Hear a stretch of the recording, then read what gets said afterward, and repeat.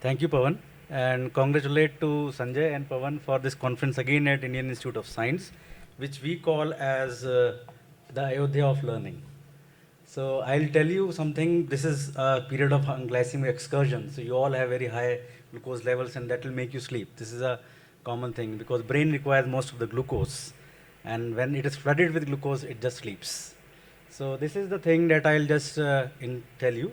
This is made in India, and it is made for the world. And fortunately, I have been associated with this right from preclinical studies in rats, then guinea pigs, in petri dishes, then phase 1, phase 2, phase 3 trial. So we are proud to have this molecule that has taken around 8 years to develop. Finally, it is a patented molecule. It is now available for all of us to use. So my purpose is to make you aware about this molecule, that how it can help you. So I am coming from very far, from north of India, and we had a very tough time recently, and Dr. Sandeep Suri is here. So we have a lot of things flying over our head. So a lot of drones from Pakistan were coming. So we had around 4 days night outs and all light outs. So this is the institute where I work, and this is the institute where we have all animal labs. We do all kind of research work along with clinical work also, and where I work as the associate professor in Department of Endocrinology. So this is why we thought that we should develop a molecule. And this is thanks to the scientists in Pune, our organization, where we were thinking of that we should first dig into what is the pathophysiology of a wound. And we know that the wound heals through three major steps. And one is inflammation. Unless the cells like neutrophils or macrophages goes into the wound, you can never have a wound healing. And second is once they go to the wound, these cells proliferate. And then it leads to remodeling and finally wound closure. This is the basic science behind wound healing. But unfortunately, in a given patient of diabetes, all these three stages of wound healing are stopped or they are stuck up. This is because of hyperglycemia. This is because they have very poor nitric oxide synthase activity, which is responsible for migration of these cells to the wound. And they have a lot of oxidative stress, which leads to a tissue necrosis. And then finally, they have poor angiogenesis and very poor migration of keratinocytes and fibroblasts. And unfortunately, these patients also have a lot of collagenase, which just break down the collagen which is required for a formation of a granulation tissue. We use many kind of treatments. You might see and hear a lot of these kind of these novel things that have come up for wound healing, but unfortunately, we still have around 30 to 40% of wounds still don't heal, whatever you might do. So we dig into the thing and we found out that beta blocker, there was some studies way back around 25 years back in 1999-2000 that these beta blockers are known to have antioxidant activity. One, they are also known to increase the nitric oxide synthase activity. So, and they also have anti-inflammatory activity. So we thought that we can have esmolol. Esmolol, if you know that, if we have physician friends here, esmolol is a very short-acting beta blocker, which is available only as parenteral drug. It's not even oral. And it is used only for supraventricular tachycardias in patients with congestive heart failure. So we thought that this is a drug that can be used, and we made it a topical molecule because we don't want to have a systemic side effects of the drug. And we hypothesized that it can reduce the inflammatory markers like IL-6, CRP, and TNF-alpha.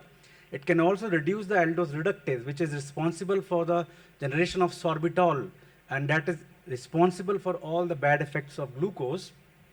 Esmolol can also increase nitric oxide production. It may improve fibroblast migration, and by this all methods, it can improve the endothelial cells and can lead to wound closure. Now, this is all hypothesis. This is all mentioned in text and textbooks. You need to prove this in lab. So what we thought that we should do in petri dishes that we call in vitro studies, then ex vivo studies in cultures, and finally in vivo in rats and guinea pigs. So we did this study and we published this in Frontiers in Endocrinology. And this was it took us around 3 years to do this study. And it was a 4-arm study where we made this esmolol as a 14% molecule.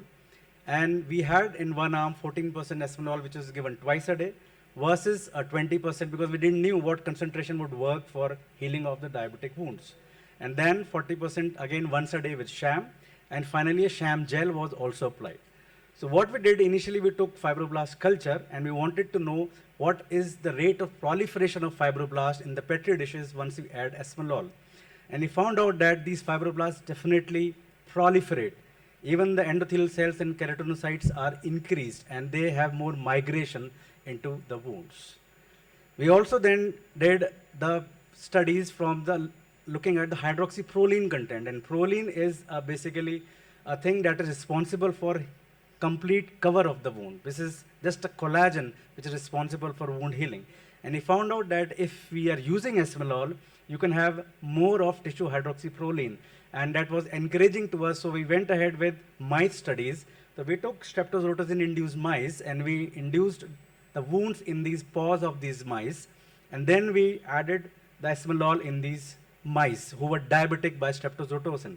And we found out that the percent of wounds that were healed in these diabetic mice was significantly better as compared to a sham gel. So in this preclinical and animal study, we concluded that esmolol can definitely help in wound healing by migration of fibroblasts and keratinocytes. Second, it can also help in increasing the collagen content of the wound by hydroxyproline, and therefore we said that human studies are warranted. So this was our first step. So we went ahead with the first in the world, that is a phase 1 and phase 2 multi-center randomized double-blind study, and this was done in 4 countries all across the world. One was in the United States, in New York, second was in Malaysia, third was with us, and I was the main investigator for this. And we did this study just to find out what is the toxicity of this molecule if we are using. So this is typically a phase 1 or a dose finding study.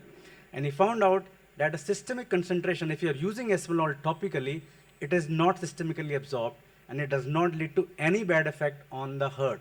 It does not lead to bradycardia, because we expect with beta blockers that it can lead to bradycardia. So this is the first clinical study in the world to show that short-acting beta blockers may be useful for wound healing in patients with diabetic foot ulcer.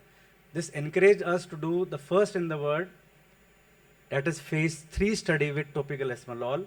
And this was 27 centers all across India, and we have Dr. Rajesh Keswan, who was also the part of it, and Dr. Sanjay Vaidya was also the part of it. So many investigators were involved in this study, but it took around 3.5 years again to do this study. It's difficult to do in India multi-center study. So this was the phase 3 study. We included all patients who had diabetic foot wounds. They have University of Texas grade A1 or A3, that is non-infected ulcers. And they were having a neuroischemic kind of ulcer with ABI between 0.7 to 1.3 with a minimum ulcer area of 2 to 15 centimeters square.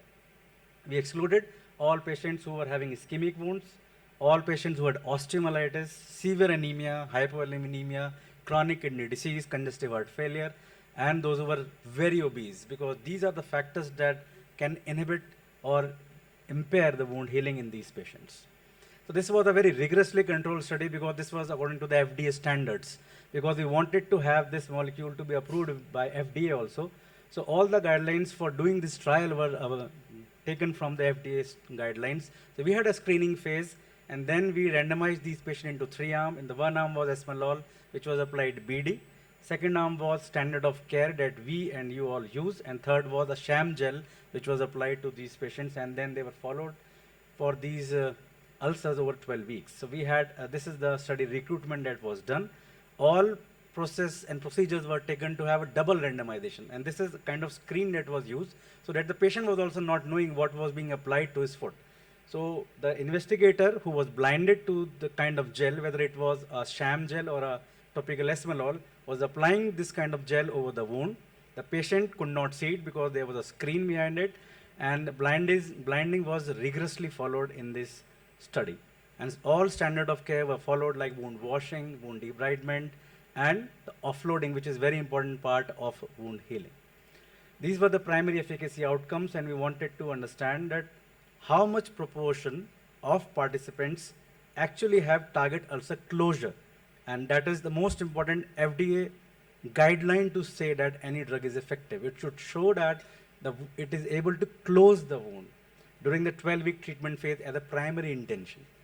So this is the target ulcer closure definition: 100% reepithelialization without any drainage or dressing requirements, which should be confirmed not in one visit, but at least 2 consecutive visits done at least 2 weeks apart. These were the demographic characteristics. What is more important in this is that ulcer area you can see is almost around 4.5 centimeters square. So this much was the ulcer area. It was quite big. And the ulcer age in India, as many speakers have already alluded, we see chronic ulcers. Somebody is sitting on an ulcer for maybe around 2 months, 3 months, and same was the duration of ulcers in our patients. The median age in weeks was very high. The A1C was 8.7%. Now, this is the primary efficacy outcome that we showed, that odds ratio, that is 2.126. That means if you are administering as esmolol topically in your patient, it has a chance of wound healing that is twice as compared to a sham gel within a period of 12 weeks. So this is the advantage that you can get with this. And wound closure were better with Galinovax, which was a name of the drug that was in preclinical studies by almost 19% in 12 weeks and 22% in 24 weeks with this esmolol gel. And this is just some practical photographs for all these patients who came with this wounds. They were old wounds, some 59 weeks also, some 131 weeks also. And last of the patient had large medial wound with a neuroischemic ulcer because ABI was 0.78, had poor glycemic control, glucose was well controlled with insulin as well as oral antidiabetic drugs, and it was a good wound healing with esmolol. And somebody told us that why don't you just tell us the data that suppose there is a dorsal wound versus plantar wound. Does it work? This esmolol works both in similar situations. So we did this sub-analysis of these patients, plantar and non-plantar, and we found out it doesn't matter whether the wound is on the plantar surface or the dorsal surface, it equally well responds to esmolol. Same is the wound size. Somebody is having a very large wound, maybe 10 centimeters square, or somebody is having a 3 centimeters square wound. It will respond equally well. Yes, the time to closure would be different, but it will respond to esmolol. Other subgroup analysis were also done regarding like obesity. Somebody is having an ulcer age which is more than 12 weeks. Somebody is having anemia or a GFR which is less than 90. And we found out that esmolol is better than standard of care, just simple dressings or a normal saline gauze dressings in these non-infected wounds for wound healing. Important is that the ongoing inflammatory process is also reduced because it has anti-inflammatory capacity and it significantly reduces the exudates, which is much faster as compared to the standard of care. It was not associated with any of the adverse events and safety was well proven in this study. So we concluded, this was published in JAMA, and we concluded in this paper that topical esmolol is a novel treatment modality, and this is soon going to enter into the guidelines very soon in the next upcoming guidelines. Then we thought that we should further dig into that how this esmolol works in patients who are actually having anemia. We don't see a typical textbook patient, a patient with HB of 13, HbA1c of 6. You have patient with poorly controlled glucose, severe anemia, or somebody having CKD of GFR of 30.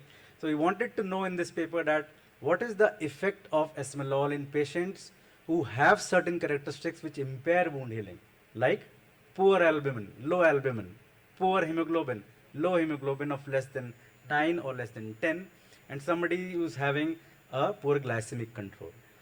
So we wanted to find out that what is the proportion of closure, and we found out that irrespective of anemia, esmolol lead to significant higher wound closure, and anemia was defined somebody is having an HB of less than 10. And this was a good outcome, and you can see the odds ratio of wound healing was 1.8 times better as compared to the sham gel, even if a patient is having anemia. Then if also in patients with CKD, somebody is having low albumin. Albumin as low as 2, 2.5 is quite common in practice. And we know that albumin is a very important determinant of wound healing. Somebody is having a lot of edema because of hyperalbuminemia, will have poor wound healing. And these patients again had improved wound closure, almost 2.1 times chances of wound closure, even if they are having an albumin of less than 3 gram per deciliter. Similar is HbA1c. Somebody is having a poor glycemic control defined as A1C more than 8%. These patients again had around 1.2 times better chances of wound healing with esmolol, even if they are having a poor HbA1c. So we concluded that in these patients, for uninfected University of Texas 1A or 1C ulcers, topical esmolol has gone through rigorous trials, both in preclinical studies, animal studies, and also in phase 1, phase 2, phase 3, that it significantly improves wound healing in your patients. It also reduces exudates as compared to a standard of care treatment. And probably you can offer these novel therapies that have been developed in Indian labs by Indian investigators and has got a DCJ approval for marketing also, and now it is being sold also. And now I have experience of more than 250 patients with topical esmolol. And I would like to thank the BIREX. BIREX, you know that I am in Indian Institute of Science. BIREX is an ignition grant that is given by Government of India for a novel the thought process that we can develop in India. And Novel Lead, who were also the sponsors and those who also have a patent along with us for this molecule. So thank you. Thanks for patiently.